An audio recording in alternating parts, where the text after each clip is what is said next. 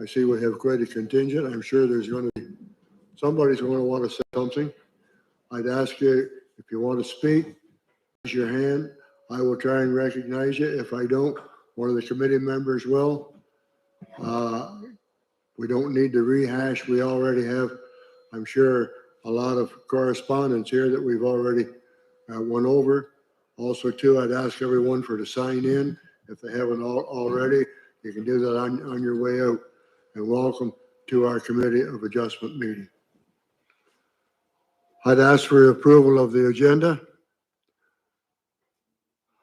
Moved by Bob, second by Merrill. All those in favor? Carried. Declarations of conflict of interest or general nature thereof, are there any? Let the record show there are none. Adoption of minutes of our previous meeting.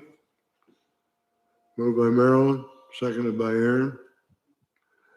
Any errors, omissions, discussion arising out of those minutes? All those in favor? Carried. Severance application, B26-2023. Oscar, Jason, will you give us a little preamble, please? And Mr. Oscar, would you join us at the table, please? Thank you. You want this, Jeff?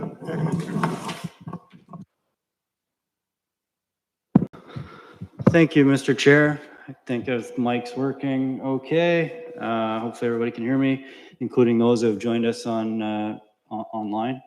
The first application, B28-2023, relates to the property address municipally as 904 County Road 11. It's within this hamlet boundary of Strathcona, and the sketch on the screen behind on the walls of our meeting depict what the proposal is before us this evening. Essentially, the applicant's proposing to sever the house and keep that on what we're calling the retained parcel, 3.2 hectares in size with frontage on County Road 11. And the severed parcel, which is currently entirely vacant, measures approximately 5.2 hectares and has its frontage along County Road 16. Both of these parcels, as you can tell, front county roads, which is the jurisdiction of Lennox-Nanington County as opposed to our local municipality from an entrance permitting perspective. Comments were received with stating no concern. The most important or considerable feature in proximity to the subject properties is the Strathcona paper mill. Given its proximity and the separation distances that are required through the ministry, we have to give consideration to what may be developable with a sensitive land use, i.e. a residential land use, when we're considering those industrial uses on neighboring properties. An assessment was done that looked at the 300-meter setback from the industrial uses on the adjacent property and confirmed that there's no impact to the building envelope on the severed parcel. Just with respect to a bit of the history, this land holding has been subdivided in the past on 3 separate occasions, and most recently in 2019, there was an application that was ultimately withdrawn, and that's what you see identified as Part 1 on Plan 29R 10820. That would have been the 4th and final consent application that would have been permitted in accordance with our current official plan policies. However, it was withdrawn, and the applicant before us this evening is a new owner from that previous owner, has reconfigured that parcel, and is now seeking a new configuration of severed parcel. So if some of you are wondering what the rationale is behind that separate part on the plan, that's the back on that specific piece. Back to you, Mr. Chair, but I understand that obviously the owner's here, and I also understand that Mr. Mills is here, has provided some of the planning supporting documentation in support of this application. Should you have any questions for those gentlemen. But in addition to that, I'm happy to answer any questions from the municipal perspective. Thank you.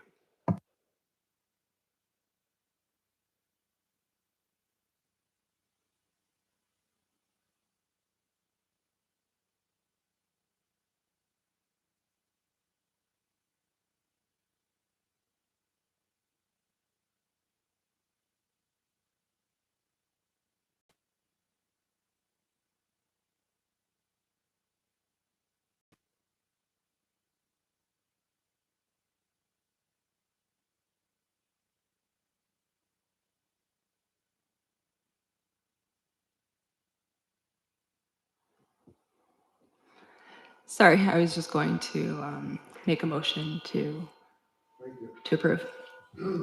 To approve?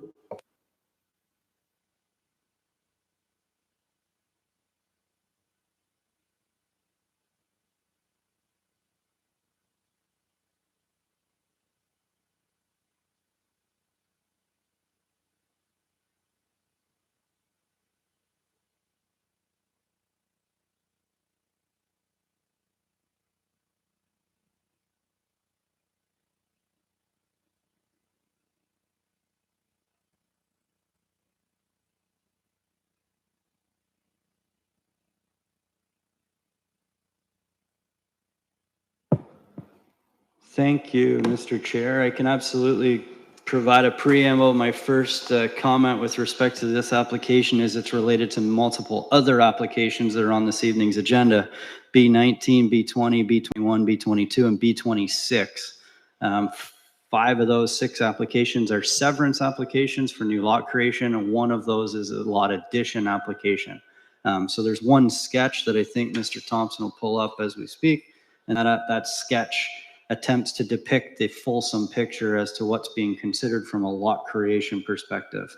And Mr. Chair, I want to mention at this point, Mr. Mills is here, I believe, on behalf of the applicant, and he has a PowerPoint presentation to overview the concept, the actual detailed planning submission and report that was authored in support of the application from his professional opinion, and I could follow up with anything thereafter, but I don't want to take away from his presentation.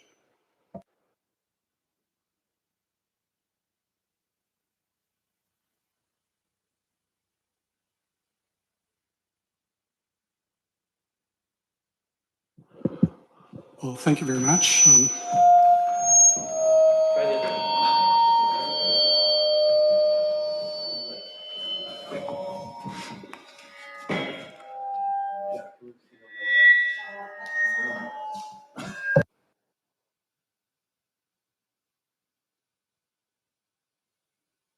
They've never done this. It's this one. Okay, do you want to shut it off? Come.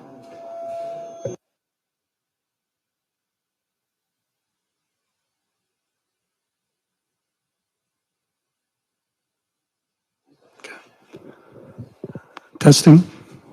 Okay.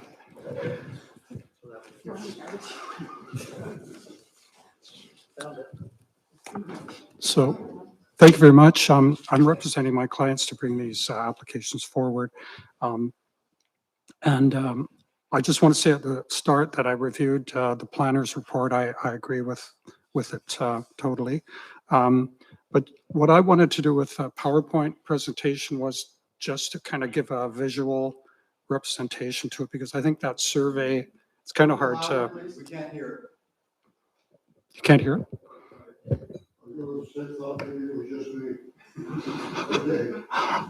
Just me. Anyway, sure. I just wanted to give a visual representation to what's happening. So these are consent applications to create 4 new residential rural lots from 3 existing rural properties, all to be on private services. And there's also a lot addition, as Mr. Sands stated.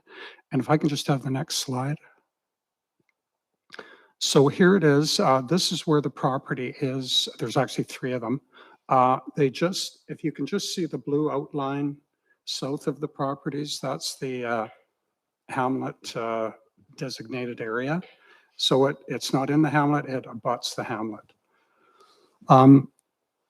As the staff planning report states, the existing combined area of all the 3 lots is 20.41 hectares with 542 meters of frontage on Robinson Road along the north there, and 365 meters of frontage on County Road number 4 on the east, right? The properties are vacant and flat, varying no more than 3 meters elevation and height from the high point, which is pretty much right at the center of it's right in the center property. Lands are bounded by Robinson Road on the north, vacant tilled land to the west, the Cataraqui Trail and a residential lot to the south and County Road 4 on the east. A drainage swale runs east and west across the properties near their north portions, and a drainage easement also exists near their south ends. The lands have been used for growing agricultural crops, but they are not designated as prime agricultural land. They're actually designated rural in the official plan, and they're also zoned rural in the comprehensive zoning bylaw.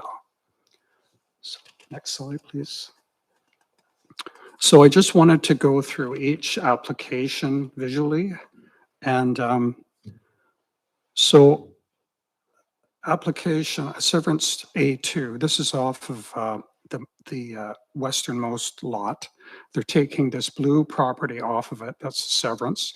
And I should say that A2, it's A2 because we actually have to deal with A2 first because it's you have to go in a sequence. So even though it should really be numbered A1, I think, but anyways, it would be 2.26 hectares in size. The retained area would be 4.06 hectares in size. So that is what the first application will do. And if I could have the next slide. Mr. Mayor, we're just going to deal with the one right now. Oh, I see. Okay. Yep. Okay? Gotcha. I don't think we need to do- Gotcha.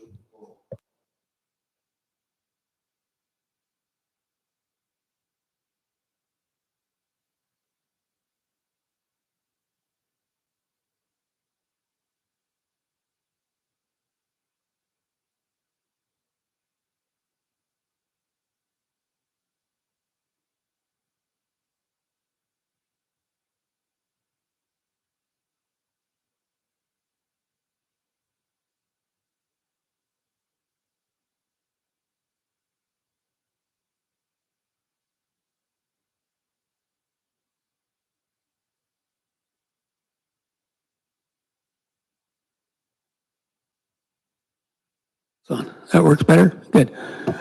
Yeah. What I'm going to be saying applies to all of these. However, let's deal with this one.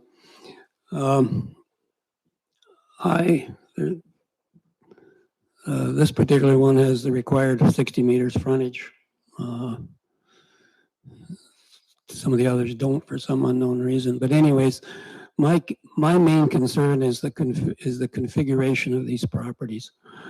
These narrow, long lots, as far as I'm concerned, have no place in this township for creating rural lots. They just do not. Take, for example, there are on County Road 1, south side of County Road 1, just west of County Road 6, there was lots were created there back in 1967. There's 10 of them. They're 125 feet frontage, and they're 3,500 feet deep. Absolute abominations. I have no, and while these are not quite that bad, I have no love for this type of configuration for lots. They're just not right as far as I'm concerned. You know, and the secondary concern, of course, that everyone else has in some of the comments, that the fact that it does take a lot of agricultural land out of commission. But my concern is the lot configurations. Narrow, long lots, no. Anyone else? Question? Yes, Marilyn? Mr. Mills was speaking about the fact. Sorry, Mr. Mills was speaking. Sorry. Mr. Mills was speaking about the fact that it's not prime ag. So here's my question. Since you, Mr. Chair, with your farming background of many years and your municipal background of many years, do you know when things were designated prime agricultural and what that entailed? Okay, I can give you some history on it. I was part and parcel of the village. A number of years ago, I'm after everybody else. And a number of years ago, all this municipality of the old Camden ward was all zoned prime ag. You couldn't get a severance no matter what. We had, I guess it was Clarence Kennedy and myself were on the committee at the time, and it was an unanimous decision that the committee have a member from the Ministry of Agriculture and Food come and assess the property in Camden Ward, because Sheffield Ward was not zoned prime ag. It was rural, the whole thing.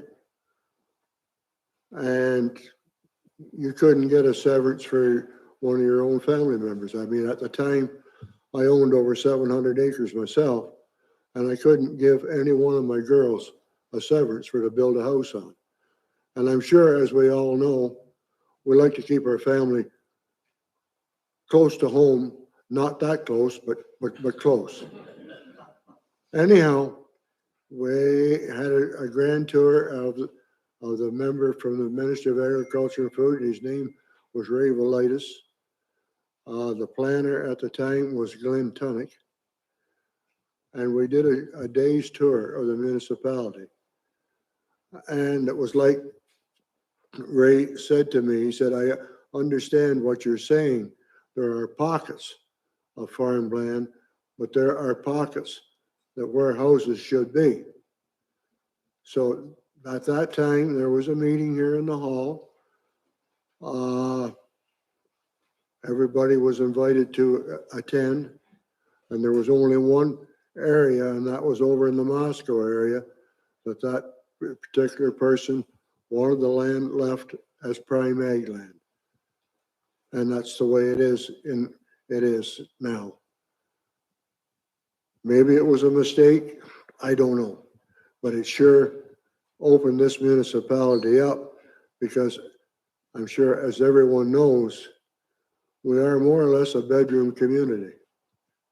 And in order for the municipality to survive, it has to be tax dollars on houses that are being built. Now, I do have a problem with houses being built in the center of fields, but we have no control over that, none whatsoever. I guess that is the history. That if that's enough for you, Marilyn, that's the history that I can tell you. I appreciate that, because I wasn't really certain myself without doing a lot of research. And I know that you were more aware of that than I, for sure. And I thought some people here might not be any more aware than I am of what prime agricultural land is. And it seems that a lot of people feel that prime agricultural land is something that's growing corn, but not a hayfield. Anyway, I guess that's up to, that's not necessarily up to me. I do know that it can be only a matter of meters from one spot that grows something really valuable to another spot that grows what we consider something that's not valuable. So I just wondered when that was done and sort of why, and now we have that answer, I think. So I'm kind of satisfied with that. Yes, thanks. Yes, there are areas in this municipality where farming can carry on quite successfully. But then there are other areas in this municipality where a grasshopper would have to pack a lunch to get across 50 acres. So there is a big difference between here and Western Ontario. There is no comparison whatsoever. And yes, it is unfortunate to see this agricultural land not be farmed anymore, but unfortunately, maybe I'm being negative, but agriculture in this area is kind of a dying thing. I mean, like I said earlier, At one time, I had over 700 acres myself. Had 3 girls. They're not interested in it. And there's more farmers in the area the same way. Okay. Anyone have any concerns or questions? Yes, sir. Stand and identify yourself, please.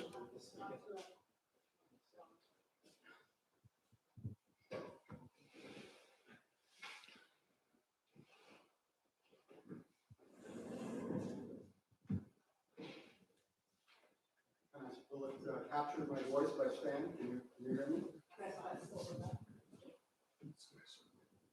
Okay. My name is Jacob Ellens, and can you hear me as well? Okay. Jake, if you want to sit down, maybe it'll work better. Okay. Modern technology is not worth a damn tonight. So better get my reading glasses. It's an age where I'm glad I don't have more than 2 pair, but 2 will do it for now. I'm thankful that I can address you with concerns about the development of the 50 acres north of the hamlet of Camden East, which I'm going to refer to as the Galbraith field. And if I may, the comments that I have really apply to more than just that one lot. So I trust that that's okay. It'd be hard for me to disentangle that right now. My presentation is a follow-up to a letter that I sent with support of some 50 households in our township or county on 26 July to Jason Sands. And I might say that I'm speaking on behalf of quite a number of people, those, well, about 65 people who signed that letter. Some who can't be here, some who are, some who said that they'd be happy for me to speak on their behalf, and I appreciate their confidence. The original letter in my presentation now is an appeal to reject Mr. Nyberg's proposal on 2 grounds. First, the Nyberg proposal to take the Galbraith land out of agricultural production is inconsistent with the stated commitments of the official plans of both the Township of Stone Mills and the County of Lennox and Addington. And I'll explain that in a moment. And with, I don't have the experience that you do, but let me just try my hand at it and see what you think. And then in that both of those official plans protect and want to protect and preserve valuable agricultural land. Secondly, I think that the planning process that for the handling of the Nyberg proposal has been inadequate, and I'll say more about that in a little bit. I might say this is a good time probably for me to say that there's nothing personal in this for me. I'm going to be critical, but I'm certainly not alleging any the council or staff of wrongdoing. Those members of council that I know, I respect, and I've had several talks with Reeve Wise and greatly appreciated things that what I learned from him, and the fact that his great commitment to the township, as well as his desire to protect agricultural land. Not surprising, given that he's a farmer. Also, I'm not anti-developer. Mr. Nyberg is an immigrant from the Netherlands, so am I. And I'm always pleased when a fellow Dutch Canadian does well in Canada. I first talked with Reeve Wise in early March, when back in February I was noticing the drilling of wells in the Galbraith field and realized that farmers don't usually put wells in cornfields or soybean fields. So I asked to meet with him, and we talked about that. And I learned from him a little bit about our current bylaws governing building of houses on agricultural land. And this is where some of what I learned, and thank you for giving more information about that. He told me then that a few decades ago, there were a number of farmers on council, and at that time there were a lot of farmers on council who were concerned, as our chairman just told us, that it'd be difficult for them to actually sever an acre or two to allow a son or daughter to build a house. And what happened then, the solution arrived at, as I understand from him, in all innocence, was to declare farmland as rural, and that those lands could be used for farming, but also it was possible to put a house on that. And I'd like to add that, of course, 2 decades ago, I don't think anybody imagined that a farmer might propose to sell an entire 50-acre field to be developed for housing. Certainly that wasn't 20 years ago. I want to say a few things about my understanding of the legal protection of farmland. The official plan of LNA County declares unequivocally its protection of agricultural lands in the county. The plan calls for the protection of the county's, quote, prime agricultural area from fragmentation, development, and land uses unrelated to agriculture, end of quote. The plan elaborates, however, that it's not only the highest grade soils that deserve protection. The plan declares that in our county, we are called, quote, to promote and protect all types, sizes, and intensities of agricultural uses, end of quote. The official plan of Stone Mills Township echoes the county's commitment to protect agricultural land. It also designates prime agricultural lands as defined by the Canadian Land Inventory classification of the top 3 soil classes, but goes on to say that similar protection needs to be given to, quote, additional areas where farms exhibit characteristics of ongoing viable agriculture, end of quote. Well, then that takes us to what about protection for the Galbraith field? Well, who would deny that the Galbraith field exhibits, quote, characteristics of ongoing viable agriculture? Yet here we are today, apparently needing to defend precisely that. We find ourselves, I think, in the unfortunate situation in which the township plan that declares it to be a priority to protect viable agricultural land also allows construction of houses on rural land. I hope we can all agree that when the decision is made, whether or not, and I hope not, to allow the Galbraith land to be taken out of agriculture to build houses, that we must be guided by the principle of the common good. That is, that the community's good must come first. Mr. Nyberg understands the principle of development for the public good. In June of this year, his son Emil, who heads a real estate company, posted a letter about another, in this case a joint Nyberg proposal, to build houses and commercial buildings in our township, indicating that the Nybergs were, quote unquote, delighted to share the news of a proposal to build a senior citizens complex for up to 88 seniors east of County Road 4, just below Camden East, as a way of serving seniors who have lived all their lives in this community. It seems noteworthy to me that no such letter was included in 26 June when Mr. Theo Nyberg submitted his proposal to the township to subdivide the Galbraith field.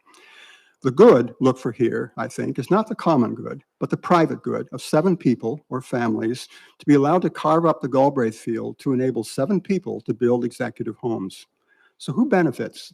Let's do the arithmetic. A very small number of people benefit: the landowner, the developer, add in a few lawyers and accountants, and 7 people who already own good houses, I imagine, who would now enjoy spacious homes on what has been productive farmland for generations. So perhaps a dozen benefit. Well, who loses? Both farmers and the residents of the villages and hamlets of Stone Mills lose. If we allow farms to continue to be broken up to build houses, farmers will lose badly. Land prices will continue to climb as growing numbers of landowners will be tempted to sell their land to developers. As less arable land is available on the market, young farmers will find it harder to buy farmland. By the way, I think this is especially important in our township where good land is at a premium. We've got a lot of land that's 1 or 2 inches deep. Now, should the Nyberg proposal win, we also need to think about what it would do to our reputation as a township when word gets out, and it will, that our township has agreed to break up a large productive farm field to serve the private interests of 7 people. Please think about it.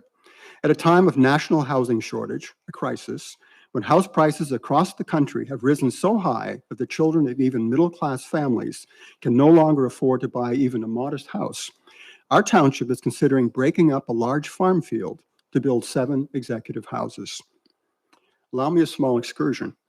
Our township demands a minimum lot size of roughly 1 hectare, 2.5 acres, to build a house. So 50 acres, the size of the Galbraith field, could yield 20 houses. Those 20 houses could be built on marginal land. Houses don't need rich soil. If we truly care about much needed housing, let's do some real visioning and planning and begin to build houses on marginal land and save our farmland to grow crops. One more comment. Those in our council and others who might be tempted to compromise on the protection of farmland for the sake of bringing in additional, and I agree, much needed tax revenues, should note that 20 modest houses on marginal soil will bring in as many taxes as 7 executive houses on farmland. I began this section of protecting the Galbraith farmland by asking who would deny that the Galbraith field exhibits, quote, characteristics of ongoing viable agriculture, unquote. At the time of writing, I didn't know yet whether the Galbraith land is classified in the top 3 soil classification meriting the designation of prime agricultural land. There is no question, however, that under the Stone Mills plan, the Galbraith field should be recognized as viable agriculture. I will put forward that claim on the basis both of history and the land market. In terms of history, the Galbraiths have farmed that land for several generations, and they've done it productively.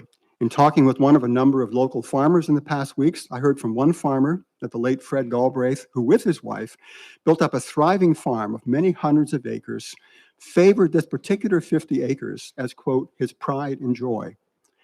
In terms of the market for land, I know there are farmers who would like to buy that field to farm it, but they can't make a living farming if they have to pay developers' land prices. I want to turn to problems with planning for land use in our township. In a recent conversation with Mr. Sands about how land use planning is done, and he's here, he can correct me if I misquote him, but in a recent conversation about how land use planning is done in our township, he explained that council deliberates and makes policy, and staff implements that policy. Well, that seems pretty simple and straightforward, doesn't it? Well, actually, the reality is rather more complicated. To begin, we've already seen that the township plan is itself inconsistent. It aims to protect agricultural land, and for several decades, it has allowed houses to be built on farmland, and not just as homes for farm children. True implementation is quite straightforward, and it's done in our township by trained staff who are well-versed in the details of our township plan. For every application to the township to build houses, staff check whether the proposal to build conforms with township regulations, such as minimum lot size, availability of water, and suitable soil to enable the development of a septic bed. But with the Nyberg proposal, we come to an application to sever land, which is of an entirely different magnitude.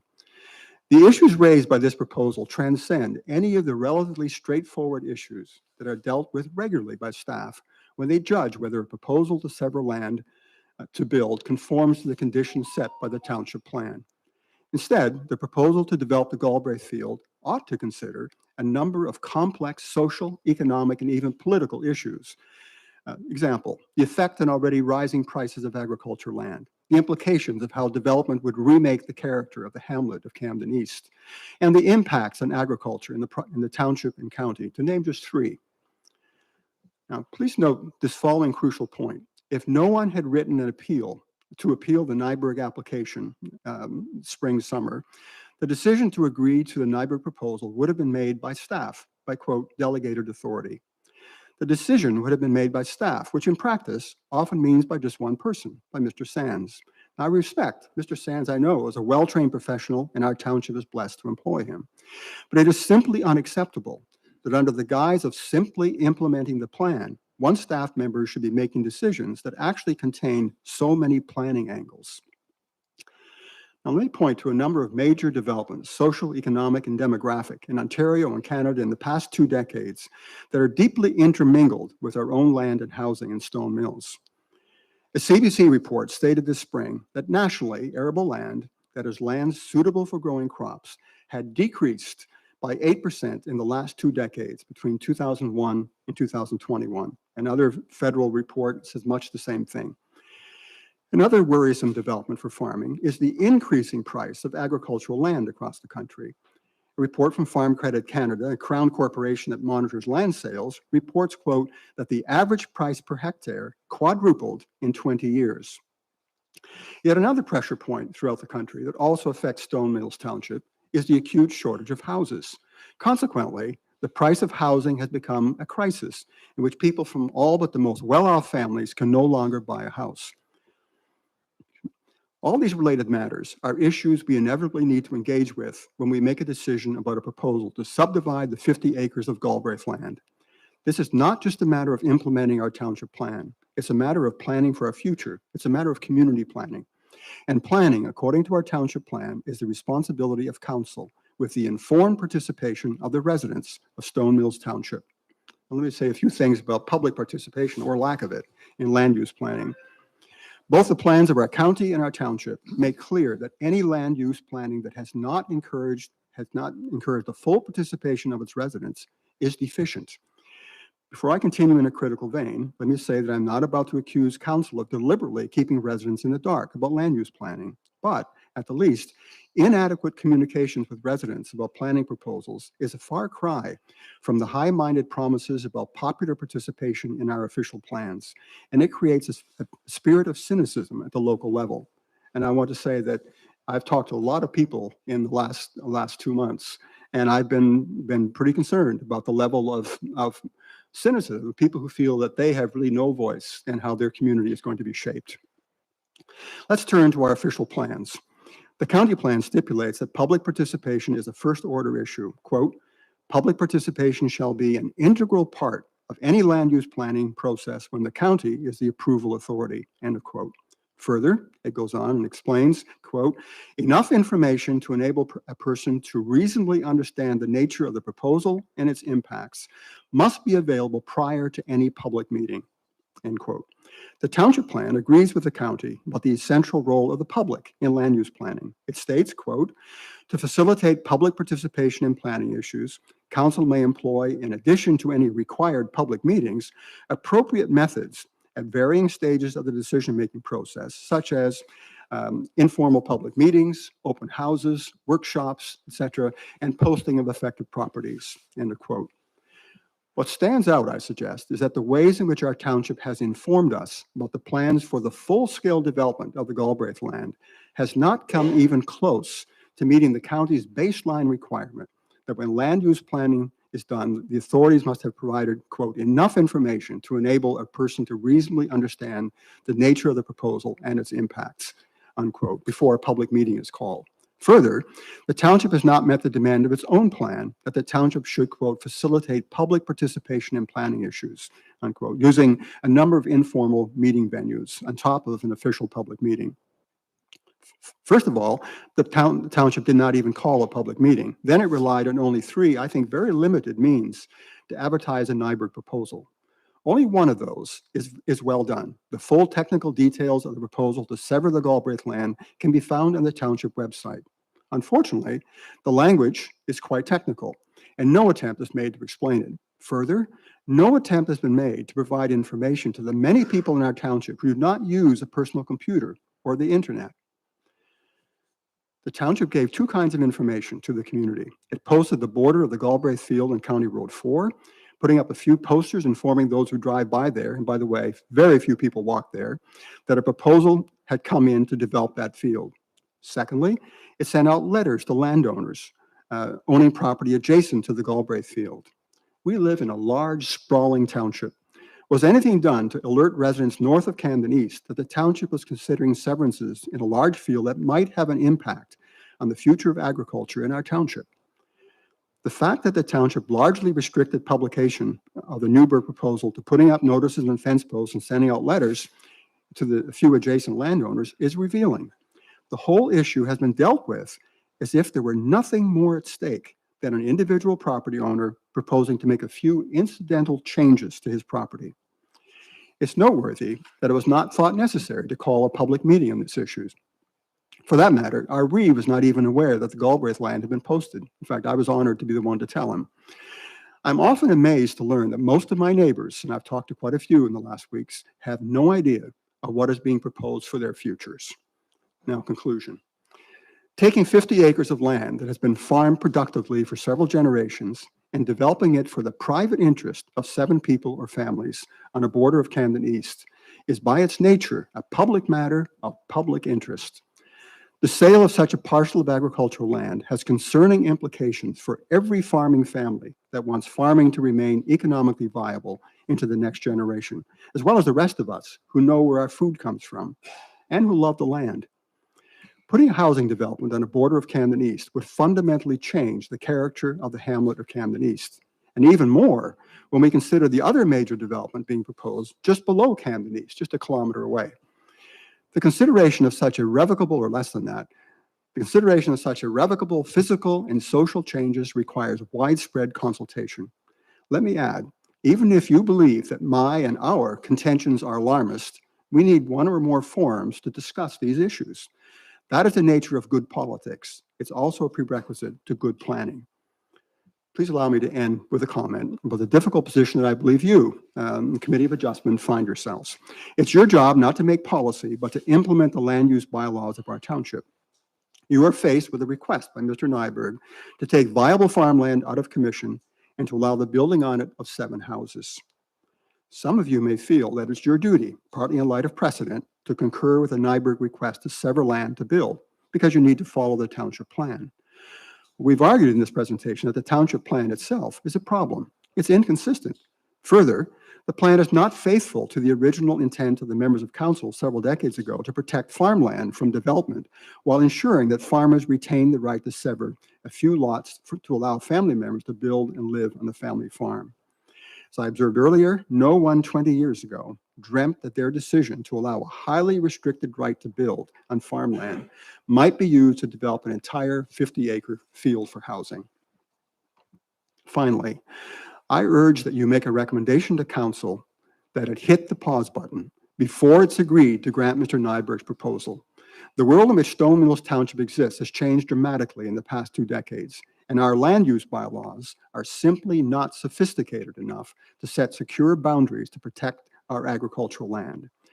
We need council to declare a timeout, to allow it to carry out substantive planning, which must include meaningful participation of our residents, farmers and villagers, from the north as well as the south of our township, something that has been sorely deficient in our approach to the current proposal to build on the Galbraith land. Thank you. We thank you.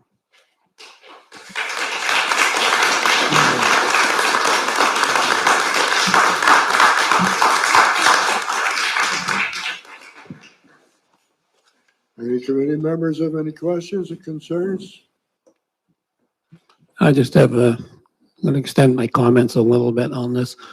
I know years ago, I don't know, is Gord Galbraith here? Gord's not here.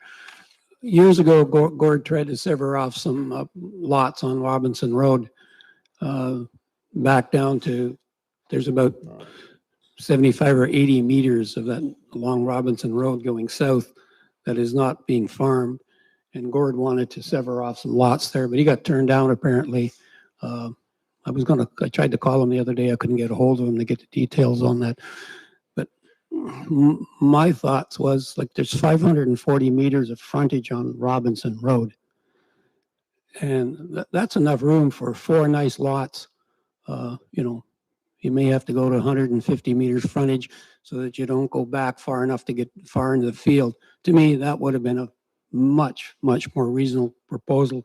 You'd have like a 1.5 or 2 hectare lots on Robinson Road going down south, not too far into the work field. That to me would have made a lot of sense. Again, as I say, I just don't like that proposal. It just goes against my grain. I don't remember of Gordy ever putting in for severances off of Robinson Road. Like I've been on this committee for 25 years and I don't remember. Yeah, I don't know if he ever bothered to put in the application. I think he might have done some inquiries and then he said he couldn't do it. But anyways, that's my Committee members, how do you want to handle this? Yes, Aaron, go. Just more questions. So I'd like to ask a question. So through the presentation that we just had, Jason, I'm wondering if you could take advantage of this opportunity to share some information with the group in terms of the types of planning act applications and the decision-making bodies as it relates to those applications.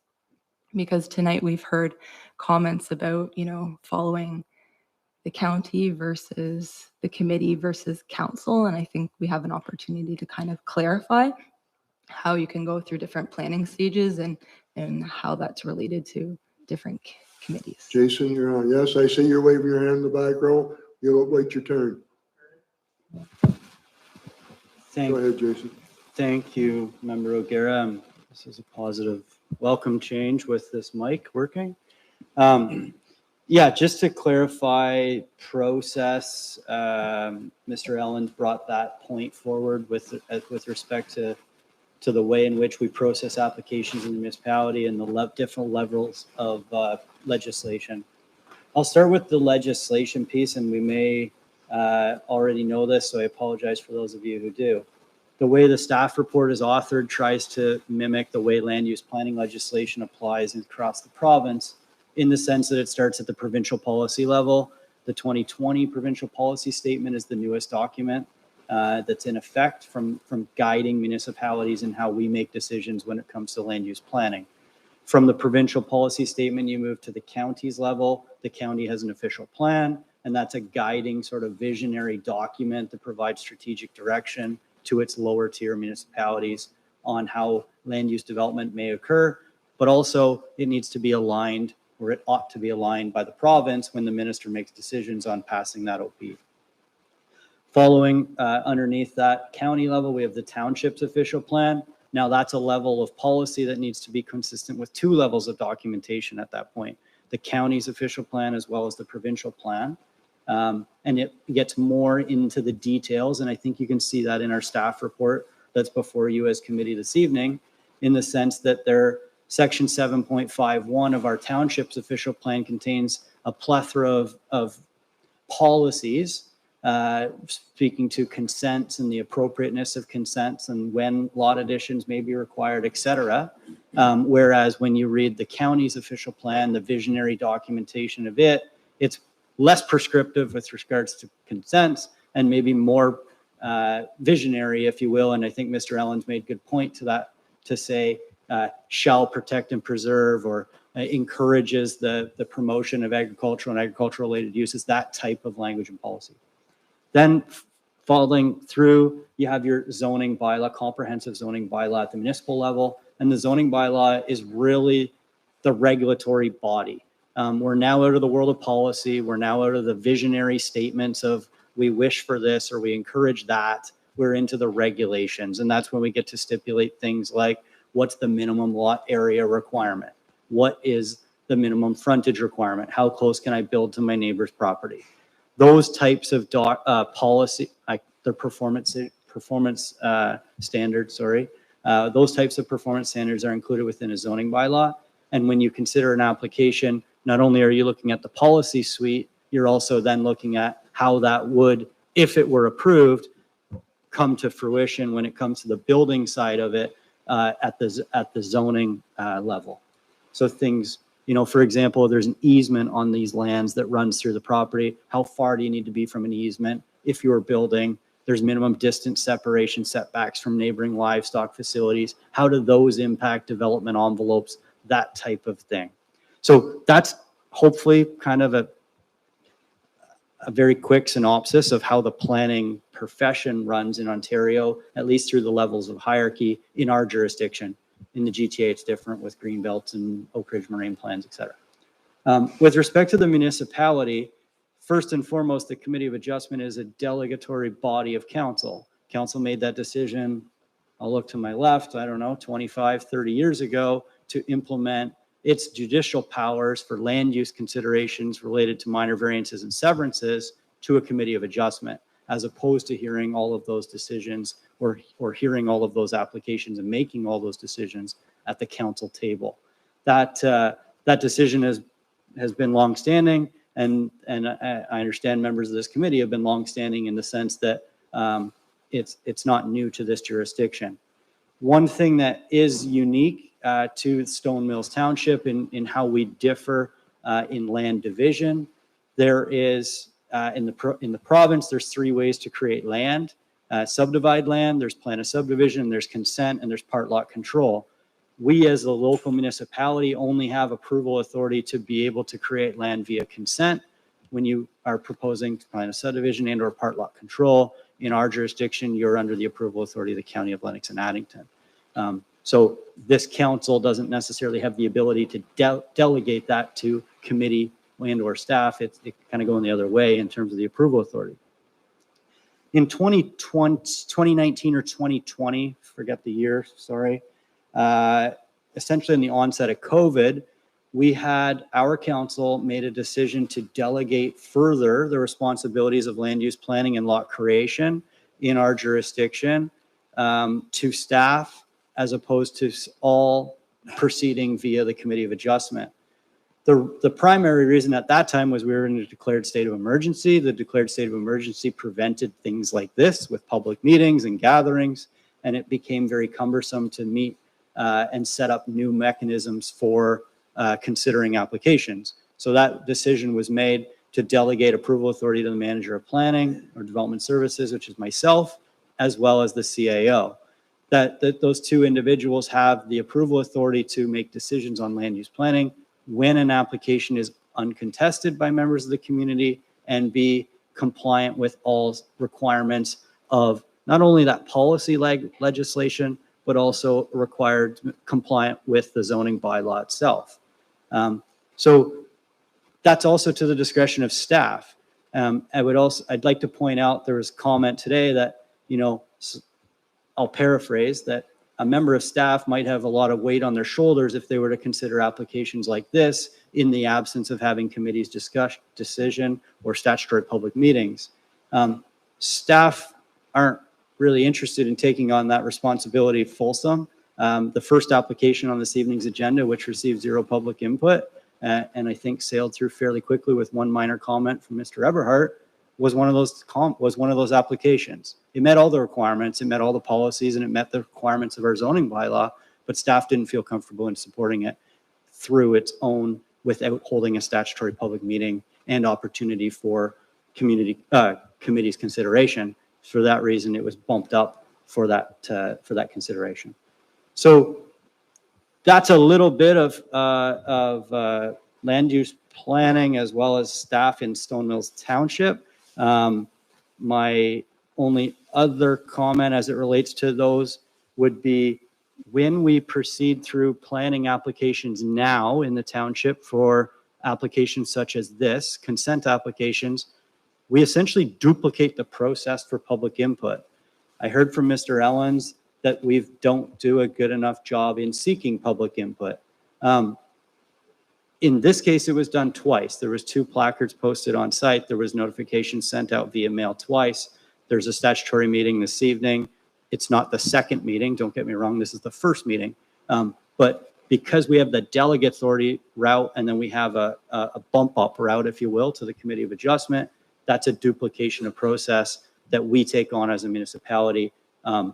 We also do go above and beyond with respect to the Planning Act. There's a minimum of 1 requirement in terms of circulation. So our neighbors, for example, I use this for everyone's awareness because we live adjacent to the town of Napanee. They provide notification in the Beaver, and that's it. They don't provide notification on site with signage. They don't mail to neighbors. They don't put it on their website, nor do they provide a GIS mapping link that provides a full gambit of the application. We do 3 ways of public notice. And the reason we don't use the Napanee Beaver for every consent application is sheer cost. We're looking to save costs with respect to newspaper advertisements. That's truthfully the reason. So we're still exceeding the requirements of the province as it relates to public notice. Member O'Gara, hopefully that addressed some of your questions. And if it didn't, I'm happy to answer anything more specific. Were you able to absorb all that? Yes, well put. Thank you. I have a question, Mr. Chair, again to Jason. There's a gentleman. Oh, there's someone else. Okay. His hand up. I'm Curtis Brown. I live at 81 Robinson Road, and the biggest issue hasn't even been brought up yet. Anybody who lived around Camden East area, water is at a premium. I got a half a gallon a minute in my well, and I'm across from the first one that you just talked. And the thing that it is I wanted us to make sure this is down and documented, because if something happens to my well, if this goes through, the township and the developer are liable for that. So I just want to make sure that that's brought in here, because my house, if I lose water, my house is useless. Right? One of the conditions that has been drawn up, and it was something that I mentioned in a letter that I sent to Jason, was that there would have to be a hydro-G study done to make sure that there is quantity and quality of water. That's correct, but there's 7 houses going on there all 7 of them have to get pumped at the same time Mhm, to see the water level. mhm. And if that affects any of the other wells plus mine. Yep. That's why that's huge. That's why a hydro G study is done. The problem with it is they only guarantee it the day it's done. It doesn't matter what happens coming down the road, it's not guaranteed after the day that they do it. Unfortunately, sir, there's no such thing as guarantee in life, only death and taxes. Correct. So that's what I mean, so my house is not gonna be worth anything, but the township and the developer will be on the hook for probably a premium amount of money, because I need a house to live in with water. So I just wanna make sure that this is put on record of it, and that's my biggest concern. And there's all kinds of property around here that's not farmland, that we could build houses on. Jason, you want to speak? Thank you, Mr. Chair. I just wanted to mention, Mr. Brown has noted, as the chair mentioned, it's a required condition. I don't want to argue and contest that at this juncture, but I do want to mention it's noted in the minutes. It's been recommended, and it's not only been noted in this application, it's been noted in multiple other applications as we proceed through land use planning approvals in our jurisdiction, which is deficit of municipal servicing. So we had a meeting several months ago in considering a laundromat in Tamworth, and there was many people in the audience who voiced the very similar concern, Mr. Brown. So thank you for that. Peter? Yeah, I'm gonna beat this to death, Jason. Going back to my contention that these type of lot configurations are poor planning, okay? Now, let me give you an example. Say if I come into you and I say, look, I got this piece of property I want to sever. It's got 60 meters of road frontage, no problem. It's 6 hectares in size. It's 60 meters by 1,000 meters. And I say, I want to put in a severance application. What would you say to me, or to say to someone who did this? Is this not poor planning? So where do you draw the line? Is it 60 meters by 500 meters? Is it 60 meters by 300 meters? At what point do you say this is not good planning? And you know, in my opinion, that's poor planning. But that's anyway. I'll let you comment, and then I'm going to shut up. Through you, Mr. Chair. Thanks, Member Eberhard. I appreciate the comments, and I hate to say it again. We've had this conversation before. The planning profession is a pretty gray profession in the sense that it's differing from surveying. There's not a minimum for everything or a maximum for everything. We in our zoning bylaws and our official plans have put minimums to a lot of things: minimum lot area, minimum lot frontage, minimum driveway spacings, minimum setbacks from property lines, all the rest of it. But very often, do you ever see a maximum? You don't see a maximum lot depth or a maximum parking ratio or a maximum area. You could have an 80-acre farm or a 100-acre farm or a 1.5-acre property or a 2-acre property. So I'm not going to debate what the length would be in any given situation of a property to consider it unreasonable. I will say that I've reviewed on several occasions development considerations at County Road 1 and County Road 6, and the lot configuration there seems peculiar in the sense that it is 3,000 meters or feet in depth. Every situation is different. This situation, of course, has easements on properties. It has MDS setbacks from neighboring properties, and it has water courses or low areas that our CBO, as chief building officials pointed out, as being not desirable for development. So all of those considerations going in to what may be an adequate building envelope ought to be considered when we're looking at that. So I would fail to put a broad brushed maximum, if you will, to a lot configuration at this time. Yes, Merle? Actually, I have a few questions. First of all, What about the retained large parcel? Is there any thought to that becoming a subdivision? And or was a subdivision ever considered for the whole thing by the present owner? Through you, Mr. Chair, I can't speak for the owner. I can speak to the conversation that I've had with previous owners. There is appetite for development potential on the property as a whole. I think you'll even see in one of the notes, one of the letters that was submitted in this application, that staff, myself, the CAO, as well as Mr. Thompson met with the property owner several years ago about the township potentially partnering and developing this parcel to see if there was any appetite. And that revolves around what you've seen recently developed in Tamworth for an affordable housing project. So for those of you who are curious as to what was discussed and why that was included, that was the discussion. As it relates to the retained parcel C, a 7.7 hectare parcel is approximately 3 times the size of what a minimum needs to be. If you look at our current regulations or zoning, I would say it's more well-designed for greater density than a single family dwelling, given the size and the location adjacent to Camden East. That said, the owner or the applicant may be able to speak to what that future vision is. And as we've talked previously at this table, we have to be cautious as to what we may speculate for future applications and considerations. If it's not submitted at this time, we're reviewing applications that we have in front of us and considering other applications. So at that time, thanks. Thank you, Jason. Just a comment, because there is a subdivision to the east of Camden East, and it's a fairly good size subdivision for our little township. And that's been there many years. And I would suggest it was probably on farmland. That was probably what led to that question. And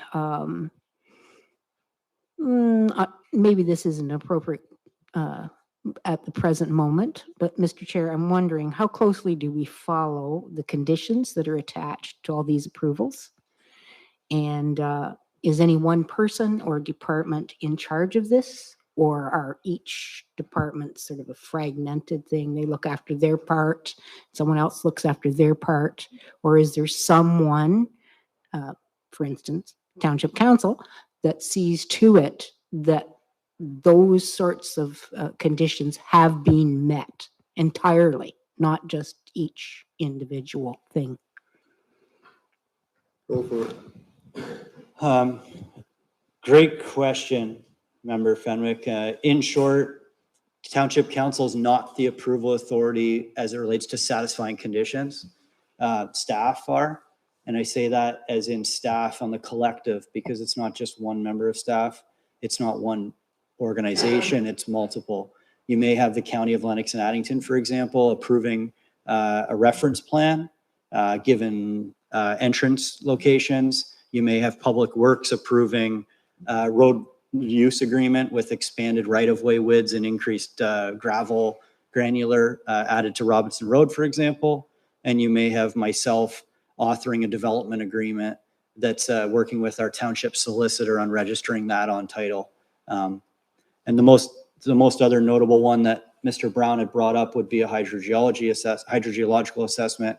And we as the municipality don't have a hydrogeologist on staff. We use an external peer reviewer for that work.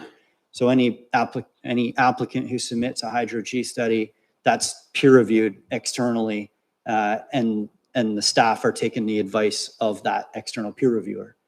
So there's multiple members of staff that work through these, the same as the working through of the technical conditions in getting to this stage before the committee for consideration. As you can see, there's input from multiple jurisdictions, agencies, and staff members. It's very much the similar set on the outside. Thanks, Okay. Jason. Yes, sir.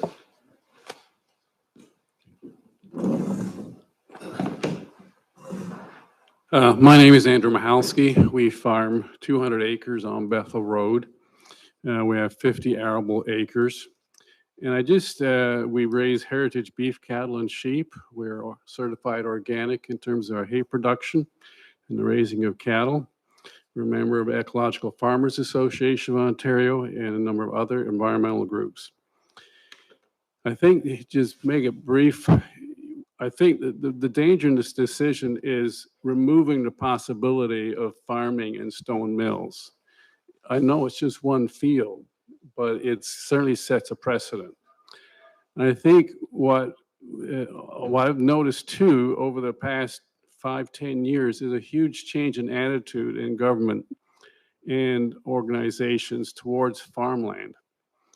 I think if you look at the recent provincial debacle over the Greenbelt and the amount of public opposition when it was just a minuscule part of the Greenbelt that was being talked about, we personally have felt that change in attitude from the Ontario Farmland Trust. We applied about 5 years ago for consideration to have our farmland protected. And the attitude was, well, we're really not interested in Eastern Ontario. And so it was left. And then last year, I got a phone call from the Ontario Farmland Trust executive director saying, we're interested in your property. Can we come visit?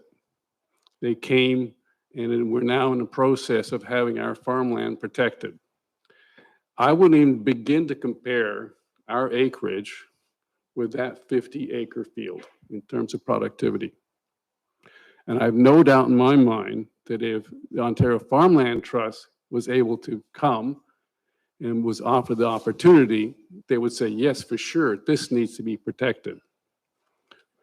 And I just want to raise that issue. And I think, again, we're someone who's been around the block a few times, we're getting approached by young people who want to farm. And I think this is one area where if we reduce this amount of farmland, we're just saying to them, not in stone mills. Thank you.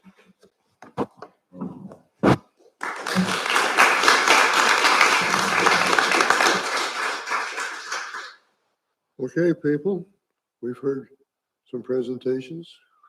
We've had some questions. Yes, sir? My name's Jason Donalds. I live at the end of Robbins Road, the farm there. We've been farming there for 20 years since Jack moved out. My concern is the availability of farmland. I want to expand my farm. Gord came to me, said, I'll give you a deal at $950,000 for the 50 acres. Well, that's not farmland prices. I'm sorry. So now if I'm lucky enough to buy Jimmy Hinch's or whoever beside me, if I want to build a new barn, can I build a new barn in there because of all the new residential that's going in there? But there's steps and stages that will keep going on and on if you allow the houses on the farmland. So I just want to make that point. Like I want to expand. I know you said you're cynical on the farming in the community. Well, I'm so 40s. I'd like to continue on and expand. But taking 50 acres of farmland is not right. That's all I have to say. More power to you for what you want to do, sir. I commend you. Someone else had their hand up? Yes, back there. Thank you, Mr. Chairman. My name is Fern Albright. I live in property at Flats 2, the lot closed here with the services. Sorry, I didn't plan to speak. It's all history. I wrote 2 letters to Mr. Sands. So I did one in concerning water ditching. My concerns as a resident. Do I need to talk about that tonight, or you have my letters, correct? Through you, Mr. Chair, the letters have been included within the package for the committee this evening, Ms. Galbraith. It's to the discretion of the chair. Anyone? Yes? Hi, I'm Tracy Finn. Jason's my husband. And I was wondering if you had made the reservation or the idea 20 years ago to subdivide a partial of your farm property for your daughters.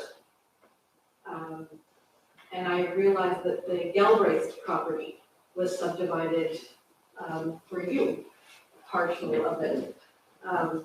So does that mean that it shouldn't be subdivided anymore? Maybe it can only be subdivided once for pine agriculture. And maybe we can put an eraser on that pencil that you made 20 years ago as to how much this can be subdivided for family and preserve our right to farm and make it a little bit more enticing for farmers to be able to farm on that property. If we make it so we're allowed to have tax cuts on farm property. So should that land be marketed as farm property or as residential? He paid taxes on that as a farm. Why is he getting residential premiums for selling them?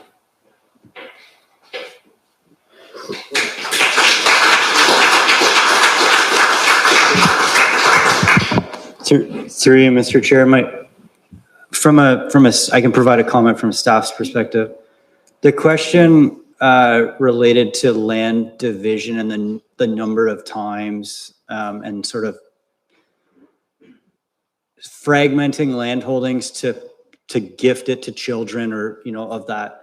Firstly, the number of lots that may be created through a planning process like this is limited in our documentation, in our township's official plan.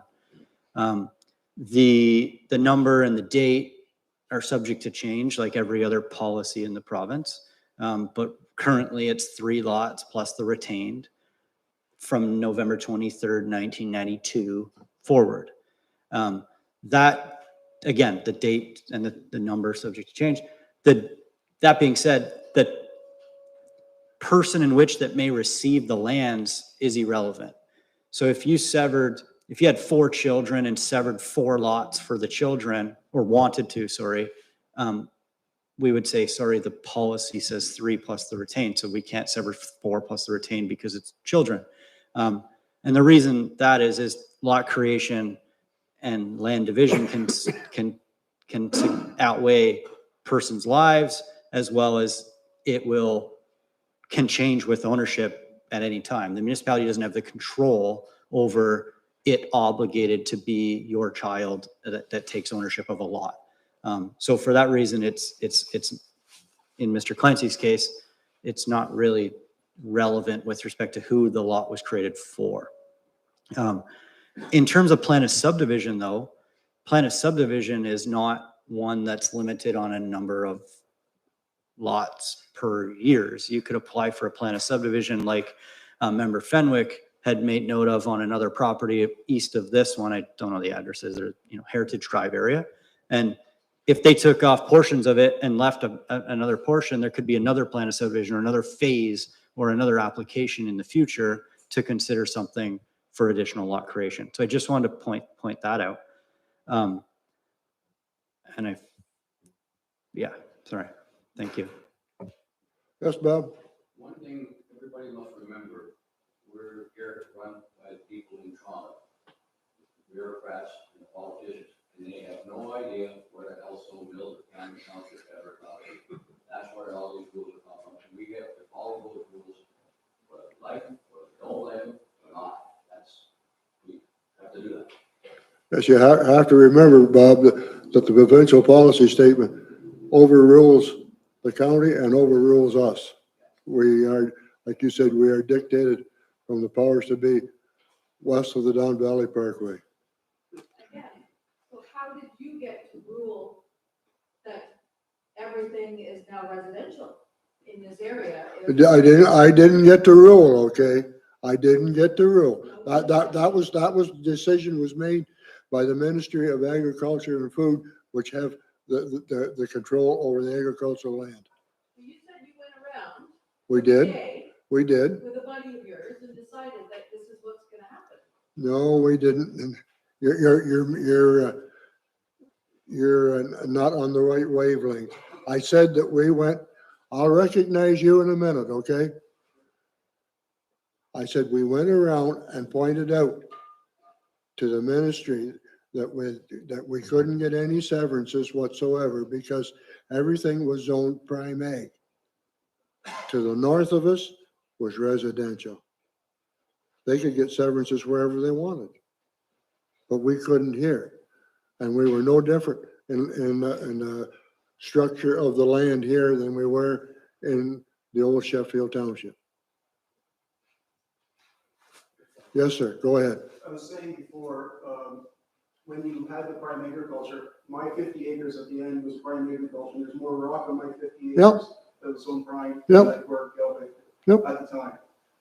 So the zoning was crazy back then as far as what was zoned prime and what wasn't. Mhm. Because we had a meeting down here and I came to it and I said, I'm fine with mine being zoned prime agriculture as long as that Galbraith field was prime agriculture also. Nothing ever became of it. So I was fine with mine being left that way. I didn't care because I wasn't planning on severing, but Gord's field was left not prime agriculture back then, 20-some years ago. Well, apparently he didn't object to it being changed back to It was res. never zoned prime agriculture. It was on the map. That was one check. Everything was owned prime ag, everything in Camden Township. The map you displayed back in 2020 or 2010 or 2000 or whatever it was. When we moved there 2000 by the 2001 roughly, that we got the map and it was not then. Ours was, his wasn't. And I put it in the statement then. No. I can't remember the exact, when it was changed, it must have been probably 12 years ago. I was just saying that it was crazy even back then, the 50 acres that I have was zoned prime, and that wasn't even touched, because back then, Gord, I was friends with Gord. Gord said that eventually it's gonna be a subdivision. And I know the township wants the subdivision. Mr. Jason Sand said a little while ago, they had a meeting with Gord a couple of years ago about developing it, so it's been a township plan to want to develop that land. I guess so. It was unbeknown to me till I read that letter. Yes, Jacob? I'm confused about the relationship. Can you hear me? I'm confused about the role of province and the rules we follow under the township and the county. Now, I quoted a number of things about from both the county plan and the township plans talking about protecting land, and not just the top 3 soil categories, but also other land that has viable agriculture. Clearly, the Galbraith land it's been farmed productively for a couple of generations. Now, the question that I have is I don't understand this. Are you suggesting that somehow the province is either pushing us or encouraging us to develop a field like that and to build houses on it? Are we not allowed to follow the regulations in our township plan and the county plan to try to preserve farmland? Was that clear? Jason? Through Mr. Chair, if I understand correctly, Mr. Ellens, if I think I'm going to take a bit of what Chairperson Clancy's spoken to in the past. OMAFRA, OMAFRA is the sort of the arm of the ministry, right? And OMAFRA is the one whom Mr. Clancy and I believe it was the Reeve at the time, the representative as representatives of the municipality who toured the property as well as more properties within our community to redesignate from prime ag to rural. The province then contains policies in their provincial policy statement, which is the one that guides our official plan and the county's official plan that you made note to, of what is protected prime agricultural land and what is rural lands. And rural lands have been picked up as this parcel, as well as many other parcels in our community, notwithstanding Moscow area.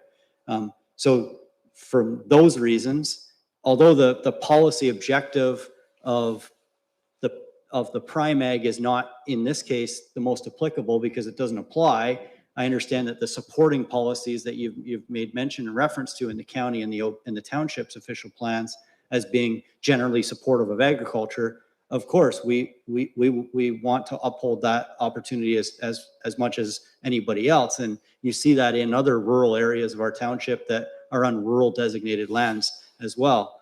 But back to the sort of that initial from the township's perspective, this is a land holding that is directly adjacent to our hamlet that has frontage onto a municipal trail that in the province's eyes has not been one is set aside to be designated as prime agricultural and protected lands. So for that reason, through the designation, the municipality is of the opinion that it's compliant with the provincial policy statement from a rural designation perspective.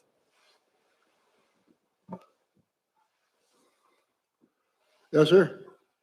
One more, that's it. I won't speak again, because I have one last point I want to make, and that is that wow, sorry, I'm losing it.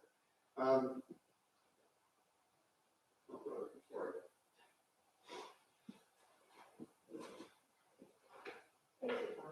It doesn't escape me, I'm sorry. Lady in the back. It's Donnie Iverson. I just wanted to text that you were basically attention about the distribution of notices within the NAPD Beaver. My understanding is NAPD Beaver distributes only about 2,000 households within Phil Mills. We've got a population of 7,700. I don't know how many houses that equates to, but it's not a wide distribution of that notice. Do you hear that, Jason? Through you, Mr. Chair, Ms. Giberson, thanks for the comment. My comment to that point, these applications were not included within the Napanee Beaver. That's one of the options with respect to a method of notification. Signage on site, mail outs, public notice on our website is what was completed on this application, on consent applications. Zoning bylaw amendments, plan of subdivisions, and plan of condominiums are what are circulated in the Napanee Beaver. And I don't know the circulation sort of thresholds, if you will, with respect to the total number of households, but from my understanding, it's the best newspaper to address the most of our constituents. But happy to look at that as if the Scoop, for example, is going to provide a better circulation, we may be able to utilize that, but we can definitely address that into the future.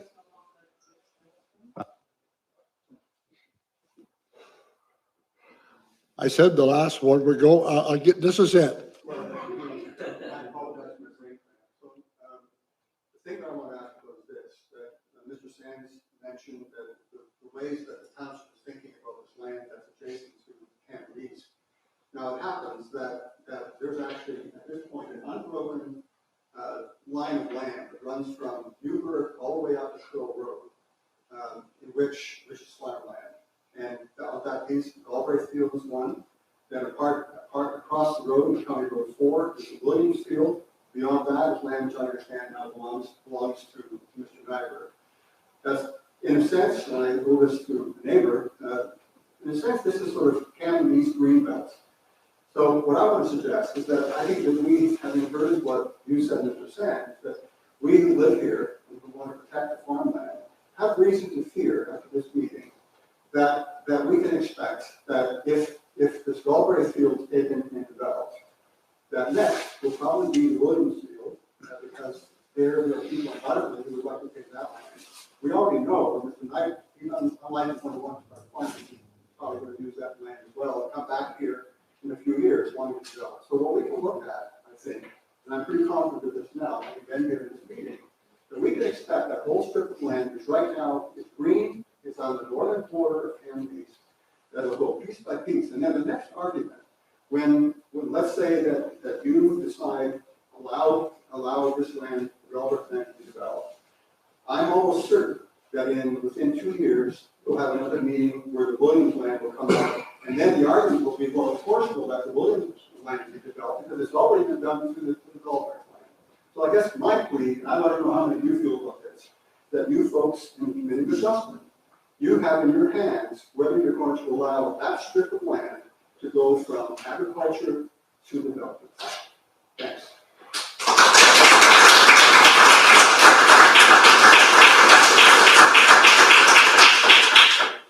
I think there was someone else had their, yes, sir. Thank you, Mr. Chairman. Emil Lambert, my dad and I both own the particular parcels.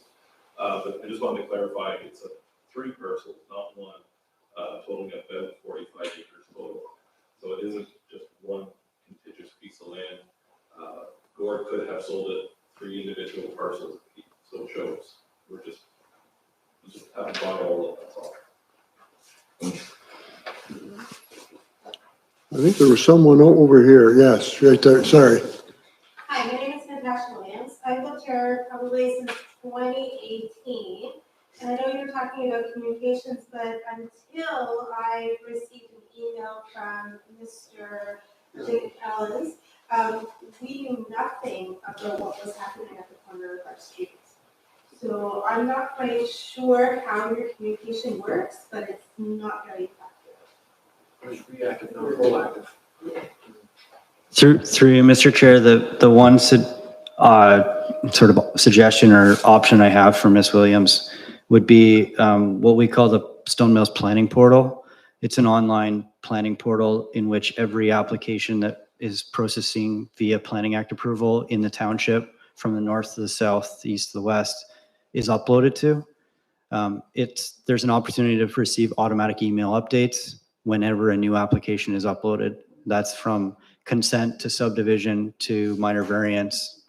All of these, for example, would have received 5 emails. I'm not, whatever the number. So I encourage, and I can, if most definitely have staff reach out to you to provide that link and make sure that's available. That's been in effect for approximately 3 years, and we've received fairly good uptake on that. Yes, Robert. I hear a lot of talk about the subdivision. We're not here to hear about a subdivision. We're here to hear about those pieces of property. They're the only things we can comment on. We cannot comment on anything with a subdivision because that is not within our map. Yes, Aaron. I think it's important to add to that should the intent for the property change in the future, i.e. a more intense development proposal, that would trigger another planning. Actually, I should be letting you speak to this, Jason, but can you speak to the trigger for another process, hence more consultation, please? Yeah, thanks, Member O'Gara. I would say this is most likely applicable to my previous comment to retain parcel C. I think it was raised as to what the intent is in the future with retained parcel C. And again, I don't know, I don't have the answers, but I can say that if it's anything that requires Planning Act approval, it'll require another meeting. If it's a plan of subdivision, if it's a minor variance, if it's a severance, if it's a plan of condominium, it would require another statutory public meeting, and it may not be a decision that's made by this committee. As I mentioned earlier, the council of the township makes decisions on certain types of applications. The council of the county of Lennox and Addington makes decisions on certain applications, and then the committee of adjustment. So without knowing what anything might be considered moving forward, it's hard to speculate, but yes, there is opportunity for potentially further discussion on this property. Yes, Marilyn. Just one more comment. Because I'm hearing lots of dissension tonight on this particular property, and now people are bringing up other properties in, close proximity, et cetera, et cetera. And Jason has pointed out that we have guidelines that we must follow to a certain degree, and that we don't have as many choices as some people seem to think we do. That in fact your group has a choice. They can address some of those upper tier, such as the province, with your concerns about these types of things happening to prevent, hopefully, down the line, anything like this being presented to this committee again. You've certainly done a lot of research to this point. but I also believe the owners have done that as well. Otherwise, they probably wouldn't have paid that large sum for that piece of property if they thought that they could not use it for what they had hoped to use it for.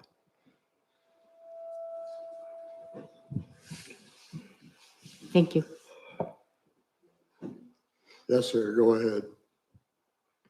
Thank you. I just wanted to say something before you make a decision on the severance number one, because I was going to say this, sum it up at the end of all of them. I should have realized we're going to do them independently, but as planners, when we review these things, we start with the upper tier, as Jason was describing, but here in the township's official plan, I started off reviewing things, and it talks about the rural area, the general policies, and it says that within the rural designation, there are agricultural activities, but they tend to be dispersed. There has been much pressure in the past to develop rural areas for residential and other non-farm uses. It is expected that such pressures will continue and that use of lands for these purposes is desirable as long as it takes place within a rational planning framework consistent with the overall strategy of the plan. And if you read Mr. Sand's report, he's talking about a hydrogeological study, that it meets all the minimum provisions of the zoning bylaw, including frontage and lot sizes. So I think it is being done with a consistent framework of the official plan and zoning bylaw. One more question and that's it. No kind of questions. Jason, you were saying the portal's been live since 2018, 2019 for the candidates? No, through you, Mr. Chair, it was a sort of an impetus around COVID. So I think 2020. Was there any mailing to residents about those portals live and going? Like any communication with the residents to say that we have this portal up and going? We didn't put a mail out to every single resident in the jurisdiction. No, Communications are in certain areas, and this is one of them. A lot of the people in our community don't use internet, don't use computers. There's a lot of farming people that don't use computers at all, and elderly and even young people. But to having the portal is great, but not having the communication that it's actually up and running for them to find out stuff that's going on. That should be addressed. And the other thing is, one last question for Jason, do you know how many wells are already drilled on this property? Through you, Mr. Chair, I don't.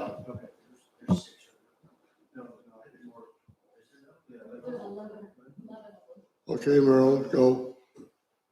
One last comment, and then I promise, zip it. You were concerned about this, and this, my comment is that there are mailings that come out with our taxes. And I'm not sure what was in there. I have a habit of reading them. I know many people just open the garbage can and throw them in, but they tell us what we're paying tax-wise and what we're paying for tax-wise. And I'm not sure that if probably there's a record of that, I might even still have one of those mailings that told us that this was what was going to be happening in 2020 when COVID struck. I don't really know the answer to that question, but I'm conjecturing that that might have been one of the ways that the township did attempt to let people know. Okay, yes, Bob. These hydro-Gs, will there be one done on each lot? And will they all be done at the same time? Through you, Mr. Chair, the recommendation for the condition is that every single decision has the requirement for hydro-G. And the reason that we do that is so that one parcel might proceed separate than another, for example. So it could be one hydro-G study that's completed, or it could be multiple hydro-G studies depending on what's chosen to how to proceed. So they can get away with just doing one hydro-G on the 5 lots. Through Mr. Chair, the ministry stipulates what the requirements are for number of wells for number of lots. So the hydrogeologists are following the MECP requirements on on number of wells, number of tested wells based on densities. And I don't know them off the top of my head, but we've required it on all of them.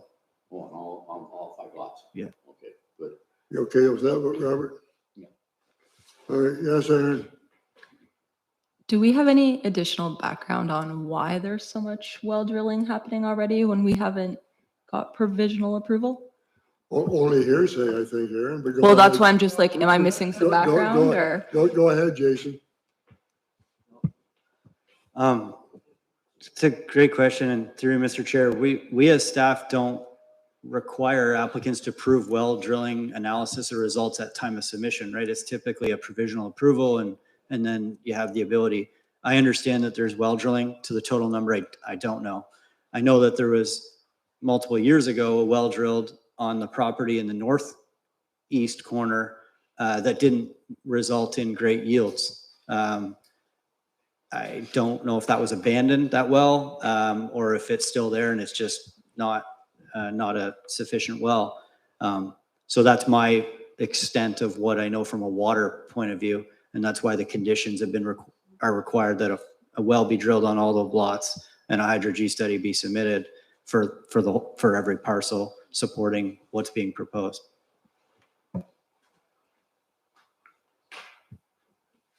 Just a quick note with that one in the north corner, Township could use it for road grind, because they have more salt and water.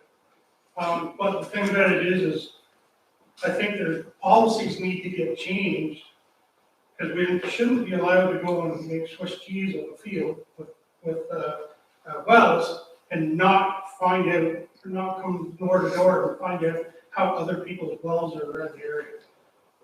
Because what happens when they drill that well and it breaks into the same steam that I've got or neighbors got, and now they don't have any water, right?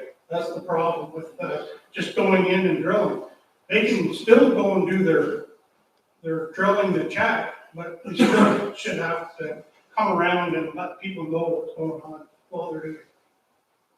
Not just start. Do you want Well to drill going up and down the field. do you want to explain the hydro-G study, Jason? I don't think that's the question. I have one of them too. Where you want to use one of those. No, through you, Mr. Chair, I don't believe Mr. Brown's seeking clarification on the hydro-G study. My comment to your comment is not, it's not an answer. It's simply that the municipalities in Ontario aren't approval authorities for wells. The Ministry of Environment is ultimately the approval authority for well drilling. So we, as a corporation, if we passed a bylaw as it relates to preventing an applicant or a property owner, for example, from drilling a second or a third well to, service a barn or an outbuilding, we would be acting in ultra vires to the provincial legislation, simply because we don't have that jurisdictional power. We currently are going through well water concerns in Yarker as it relates to blasted wells versus drilled wells. And again, this is it's a really active conversation, and I appreciate the comments, because in a rural community that was not serviced with water, municipal water, that is, this is always the highlight of conversation. And we're leaning heavily on our ministry colleagues at MECP Kingston to give us direction on what can be done, specifically council inquiring on blasted wells. But I just wanted to provide that for education more so than a direct answer. Okay. I'm going to call the discussion over with. I'd like to know the committee's thoughts on this first severance, to approve or deny.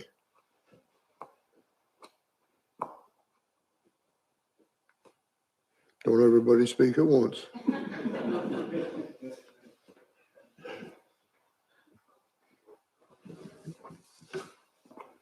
Yes, Marilyn?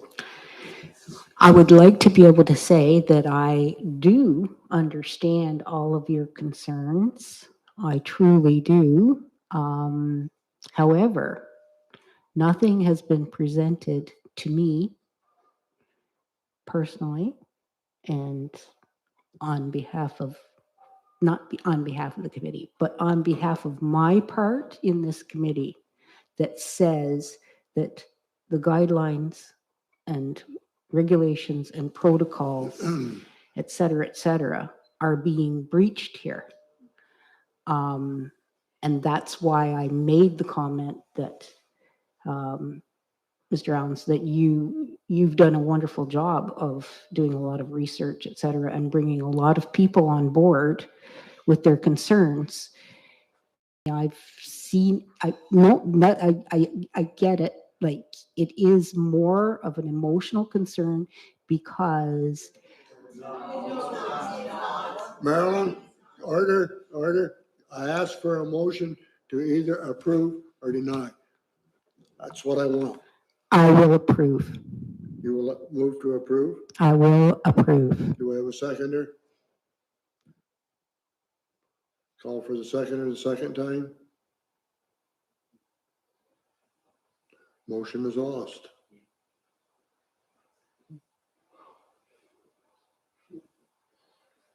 Thank you.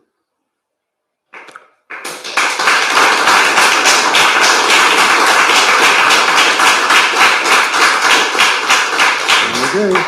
I mean, you all know my opinion, way back in. Never mind, dear. We gotta move on. Okay, pardon?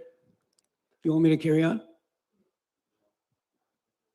What did you, I'm sorry, Bob, I didn't catch. We move on to B20. Oh, we don't have to make a motion to not approve. The motion got lost, so it's not approved. Oh, okay. Well, you're the chair, you know. Is that the way it works? Okay. Pardon me? Yeah, so the recommendation before the committee was to approve subject to the 12 conditions for this first application. If I understand, there was one mover and there was no seconder, so there was no support for that recommendation. The recommendation is ultimately lost. Is there a consideration to defer, or is there a consideration to deny before we move to the next agenda item, Chair? Okay, is there a motion? Yes, Bob? I'd like to see it deferred to have more time to think about this and look into it more before we make a decision. Well, moved by Bob that we do defer. Do we have a seconder? Thank you, Aaron. I call the question. All those in favor of deferral? Motion's carried.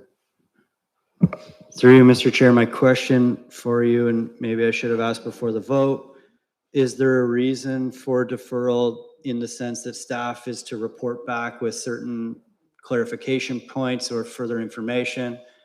Or is it simply to seek time, pause, understand, digest, and put on a subsequent meeting, which will provide notification to for committee consideration at that time? I would hope that it would be, give it more time for the committee to consider and bring it back again. My own, that's just my thoughts. That's my also. Yes, Aaron? You both of you are in favor of that in the motion? Yeah, I'm in favor of it. We've heard a lot tonight and we have the resources to reflect, but I think we need more time to consider. I saw two hands up. Okay, go ahead. What was the vote, how many in favor and how many opposed on deferring? For deferred, 3-2. 3-2? Thank you. You need anything more, Jason, on that one?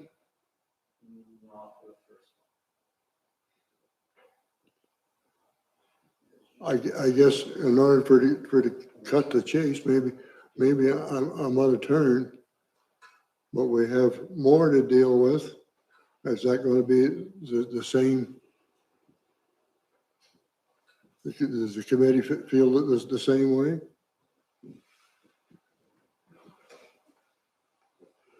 Yes, Merle?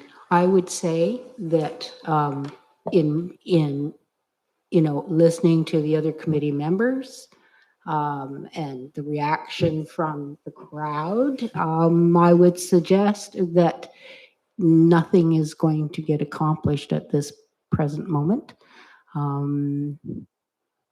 That's my thought on that. And so deferral might be the only way to go. Yes, Robert. I'd like to see if you defer it for a month, give everybody more chance to, because we're not totally a decision maker tonight. Mr. Chair, the question is the decision to defer B19, B20, B21, B22, B26 for that 1 month period or until the next available Committee of Adjustment meeting?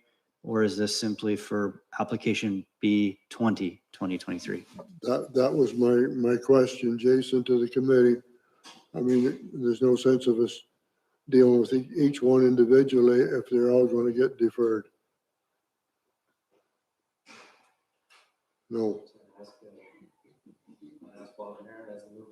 Pardon me? Mr. Chair, I would ask Bob and Aaron, the mover and the seconder, if they wish to carry that forward for all the subsequent applications that pertain to this land holding. Okay. Just thank you, Mr. Chair. Just to move us through the agenda, that proceeds us off of Camden East, north side, down through applications B19 through 26, and along to B35 2023, which is applicable to 191 Coldbrook Road, agenda item 7.7.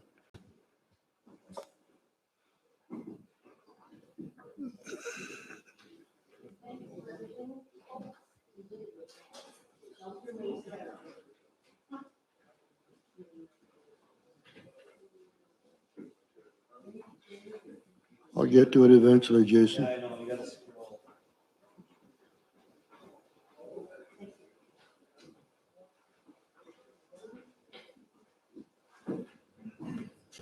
I think I got one more to go.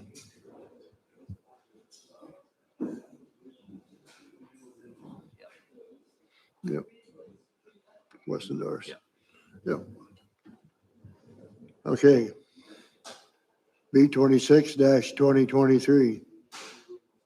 1652703 Ontario Incorporated. Go ahead, Jason. Thank you, Mr. Chair. Application B35 is related to application B36, which is subsequently related to application A11, 2023. There are 2 consent applications and 1 minor variance application. So if I speak to multiple of those at the same time, my apologies. They're all separate items in our agenda, but the sketch in front of you on the screen does in fact detail the fulsome set of approval or recommendation that we're now considering.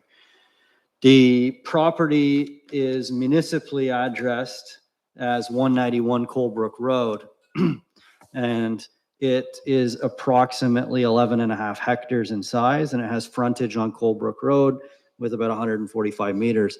As you can see, the property has been subject to previous consent applications. There's been 2 applications in past that were post 1992 that have subdivided out smaller residential properties that front Coldbrook Road and fail to extend to the river. Through this application, the applicant's proposing to subdivide 2 additional lots and retain a larger land holding, all of which would extend from Coldbrook Road to the river's edge. And all of them are currently within the Hamlet residential zone, which is a residential zone that applies to within our Hamlet boundaries that drops minimum road frontage requirements to 45 meters in frontage. This application is paired with a consent or with a minor variance application, because the proposed retained parcel and the proposed severed parcel number 2 are deficient on that 45 meters of road frontage in the fact they are at 42.3, I believe. all land holdings that are proposed to be subdivided through these applications are in excess of the minimum lot area requirements. They're relatively large land holdings. The permissions include a single family dwelling. There's no zoning bylaw amendment change that's considered through this. They abut what's known locally as the Freeman Trail running from Colebrook Road to the river's edge on the western side, I believe it is. And it's unknown at this time what the future development might hold. And similar to our last conversation, if there were any application or desire for an owner to change what the permissions are that apply to the landholding today, subsequent application and approval may be required, i.e. variances or zoning amendment changes, zoning bylaw amendment changes, or plan a subdivision, for example, if somebody wanted to further subdivide these because of the fact that the number of consents are exhausted based on our current official plan policy. I believe that's a quick overview. The key on with respect to the location of these subject lands are that they are within the rural settlement area of the County of Lennox and Addington's official plan, and they're in the hamlet jurisdiction or boundary of the Stone Mills official plan. There's comments that have been received from technical reviewers, primarily draw your attention to the Quinte Conservation Authority comments, and those are around the karst topography that they've determined to be or identified on site. Those karst topography outcroppings need to be identified and may need to have the inclusion of a geotechnical engineer investigating suitability of development to be outside of those locations for any future development. The recommendation before the committee is that they approve, subject to the conditions contained within. I believe there's 11 or 12 conditions applicable to each, and the requirement for a well would be or has been recommended to be included on both severed parcels as well as the retained parcel, because it's reasonable from staff's perspective that the retained parcel could be developed with a residential use, given the hamlet residential zoning is not allowing for any additional uses in excess, even though the parcel is fairly large in size. There has been two comments received from members of the community to date. They've been included within your package of this evening.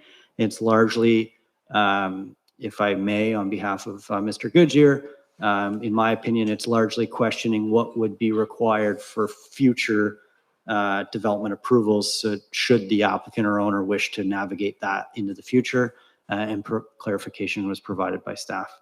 I'm happy to answer any questions that you may have, and I apologize. I recognize we're only looking at application B36, 2023 at this time. Questions or concerns? Yes, Dieter? Yeah, I'm going to go on to the water problem.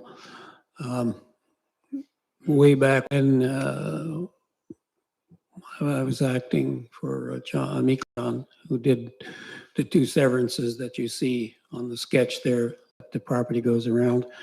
At that time, one of the residents just south of these complained about water problems. He said, I had good well, and then when they put the houses in on the east side of the road, my well went down, I had to re-drill.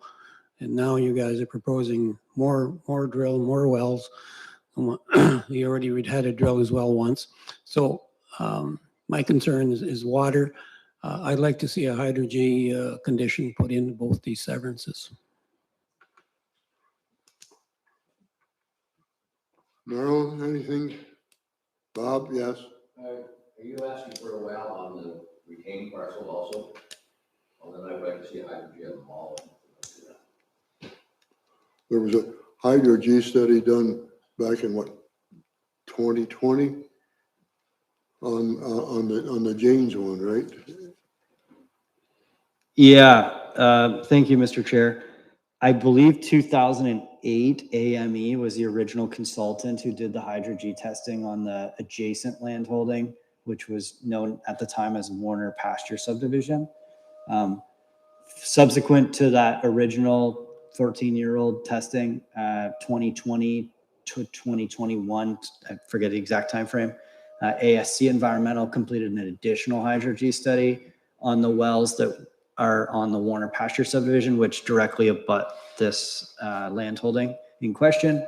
And that hydro-G study came back positive in the sense that the well water in the area was sufficient to support a 25-lot plan of subdivision, and it wouldn't adversely affect the neighboring housing, given the data loggers and the results that they had put in and tested. That being said, as the committee is aware, this is a consideration of the committee that should they wish to have a hydro-G study completed for these, it's at their discretion. Through the processing of the application, we'd received no comment from members of the community as it relates to the water concerns. However, I don't have the history that Mr. Eberhard is mentioning, so I thank you for that. Yeah, You had a question? Oh, I'm sorry. Question back there? So I am buttoned on to this property, this goes right around my property. So we've got the 25 or so lots going in on the Warner pasture. I think it's a phased-in approach because of the water concerns there. I think if I recall, I haven't looked at that file for a while, there's another hydro-G required for them to get final approval, but you can clarify that, I don't know. So my concern is mainly the retained parcel. I don't know if that's, leaving it open not to be developed as a single lot, which is, I'm curious, because it is butting onto the subdivision as well. And we've got 2 additional lots there. There's also a well being drilled right on Colebrook Road in the middle of the James, beside the James property, which apparently they severed off as well. So we've got a lot of it, like my only concern is we got, water problems in the Arthur area.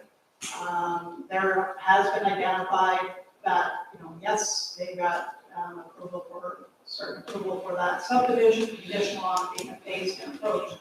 Now we've got additional lots going in right next door. So that's my concern. I think we, as a council members and committee members here, we need to really consider what's going on in the subdivisions. I'm not totally opposed to this, but I think we need to proceed with caution. I think you do have a valid concern, and I agree with what Dieter has said about a hydro-G study. Yes, Bob, go ahead.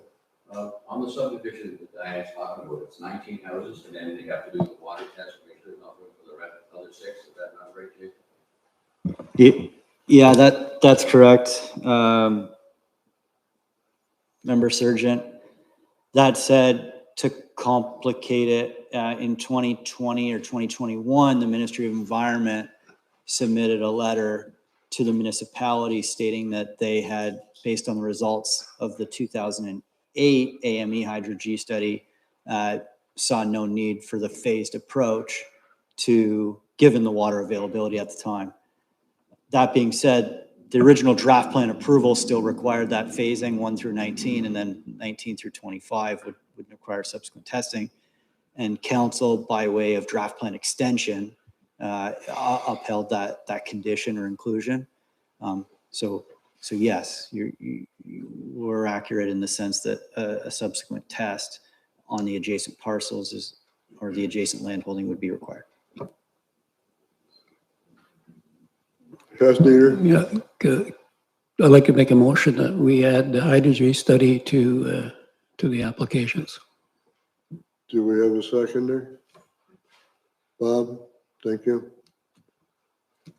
Any further discussion?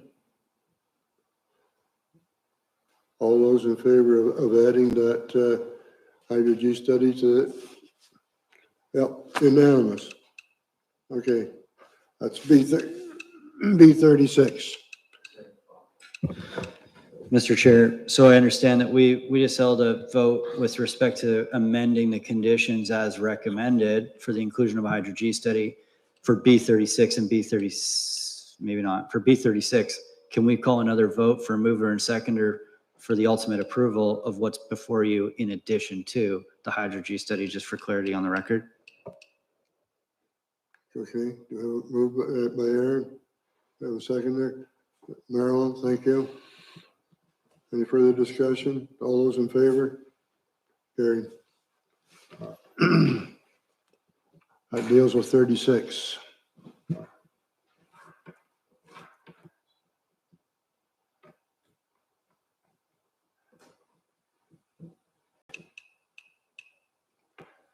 Okay, Jason, you're on. Through Mr. Chair, application B37. Is it? Sorry, it's B35. B35 and B36, my apologies. I was talking B36 and B37. 30.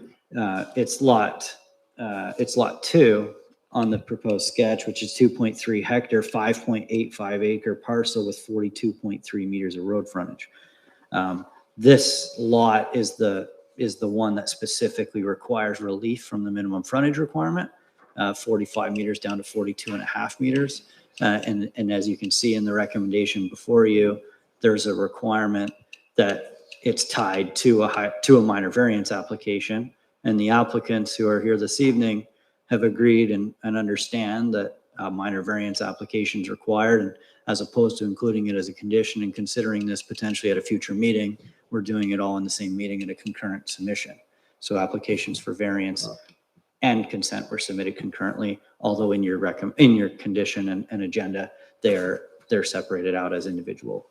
I'm happy to answer any questions. Anyone have any questions or concerns? Yes, Bob? I have no concerns with minor variances. So do you moving that? Sure. Seconded by Aaron. Pardon me? With the Hydro-G, we're still on board with that, right? Yeah.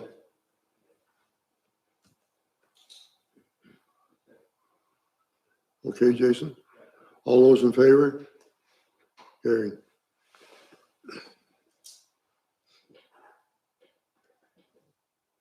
Anyone have any other business? Jason, do you? We just go through item A11, 2023, which is 8 on for the minor variance. I know we discussed it collectively. I noted down as Bob and Aaron as mover and seconders on the consent, the second lot, the consent application. But for the record, I'd like to separate this out and have a question called for mover and seconder and a vote heard on minor variance application A11. Well, I guess the minor variance application would have to be deferred too, right? Sorry, I don't understand, Mr. Chair. Be deferred? Well, the minor variance application that you're speaking to is to 19, 20, 21, 22, 23, right? No? No, the minor variance application on this evening's agenda, Mr. Chair, pertains to this application here in 191 Coldbrook. The minor variance relates to the frontage reduction of 45 to 42.5 meters. This is for the retained parcel you're talking about that we need one. I'll make a motion that we approve the minor variance, the retained parcel variance along with the condition for Hydro-G. Okay, we have a mover by Dieter and we have a seconder from Aaron. All those in favor? Carried. You have anything else, Jason? I have nothing further or on to deputations and or other business, but I have nothing further this evening. Thank you. Yes. Pardon me? When do they do these Hydro-G studies? When Throughout the year? The time of year they do them, or? can be done at any time of the year, to my knowledge. They do them in the spring when the water is high and everything looks pretty and lush. Sometimes yes, and sometimes not, like this time of year too. Okay. Okay. Could I recommend that the Hydro-G study be done? on the dry time of the year, when it's more likely that things are I going to don't, be more of a true representation of what's going on? go ahead, Jason. Through you, Mr. Chair, this is a great question. It's one that we've heard multiple times before, and it's one that there's ways to extrapolate data depending on the time of the year that the study's done. I don't want to speak, but I will speak for the committee members. We're all not hydrogeologists, and then we rely on the peer reviewer. So if they provide us a hydro-G study that's completed, for example, at the wet season in the wettest year of all time, the precipitation levels of that year are factored in and extrapolated through to come up with an understanding of how that relates to other times of the year. So just to simply say, a dry time of year ought to be when the study's completed. It's a bit misleading because we'll defer to the expert peer reviewer on giving us the recommendation if we should be accepting that as a council and a committee, as opposed to Chairperson Clancy or myself making that determination. Okay. Can we set a meeting date to come back for these deferrals?